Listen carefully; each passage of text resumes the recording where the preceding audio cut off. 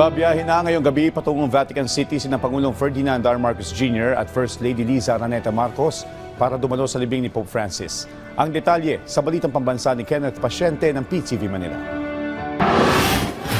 Kasado na ang pag-alis ni Pangulong Ferdinand R. Marcos Jr. at First Lady Luis Araneta Marcos para dumalo sa libing ni Pope Francis. Ayon kay PCO Undersecretary at Palace Press Officer Attorney Claire Castro, tutulak ngayong gabi ang first couple patungo sa Vatican. Bukod sa pagdalo sa funeral rites ng Santo Papa, wala pang ibang nakatakdang aktibidad sa ngayon ng Pangulo sa Vatican. Wala pang ibinigay na detalye ang palasyo sa eksaktong oras ng pag-alis ng first couple at kung anong petsa babalik ang mga ito sa bansa. Mamayang gabi po, ang pag-alis po ng first couple. The funeral will be attended by the first couple this Saturday, April 26.